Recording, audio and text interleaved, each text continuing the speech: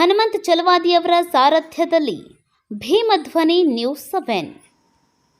ಹಿರಿಯ ಸಹಾಯಕ ತೋಟಗಾರಿಕೆ ಇಲಾಖೆಯ ಸಿಬ್ಬಂದಿಗಳ ಐಷಾರಾಮಿ ಡ್ಯೂಟಿ. ಗದಗ ಜಿಲ್ಲೆ ರೋಣ ತಾಲೂಕು ಸಹಾಯಕ ತೋಟಗಾರಿಕೆ ಇಲಾಖೆ ಸಿಬ್ಬಂದಿಗಳು ಐಷಾರಾಮಿ ಕರ್ತವ್ಯ ನಿರ್ವಹಿಸುತ್ತಿದ್ದಾರೆ.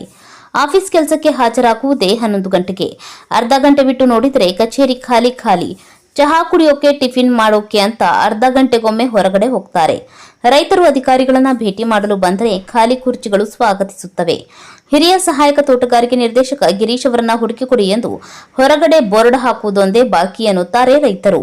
ಇವರು ಇಲ್ಲದಿದ್ದರೆ ಸಿಬ್ಬಂದಿಗಳಂತೂ ಪರಿಬಿಚ್ಚಿದ ಹಾವಿನಂತೆ ಹೊರಗಡೆ ಹರಿದಾಡುತ್ತಾರೆ. ಇದು ಎಲ್ಲವನ್ನ ಗಮನಿಸಬೇಕಾದ ಅಧಿಕಾರಿಗಳು ಮೌನಂ ಶರಣಂ ಗಚ್ಚಾಮಿಯಾಗಿದ್ದಾರೆ. ಗದಗ ಜಿಲ್ಲಾ ಪಂಚಾಯಿತಿ ತೋಟಗಾರಿಕೆ ಉಪನಿರ್ದೇಶಕರು ಇತ್ತ ಕಡೆ ಸುಳಿಯದಂತೆ ಯಾರಾದರೂ ಮಾಟ ಮಾಡಿಸಿರಬಹುದು ಎಂಬ ಅನುಮಾನ ರೈತರಲ್ಲಿ ಕಾಡತೊಡಗಿದೆ. 2 ಬಾರಿ ವರದಿ ಮಾಡಿದರೂ ಎಚ್ಚೆತ್ತುಕೊಳ್ಳದ ಜಿಲ್ಲಾಡಳಿತ ಇನ್ನಾದರೂ ನಿದ್ದೆಯಿಂದ ಎಚ್ಚೆತ್ತುಕೊಳ್ಳುತ್ತಾ ನೋಡಬೇಕಿದೆ.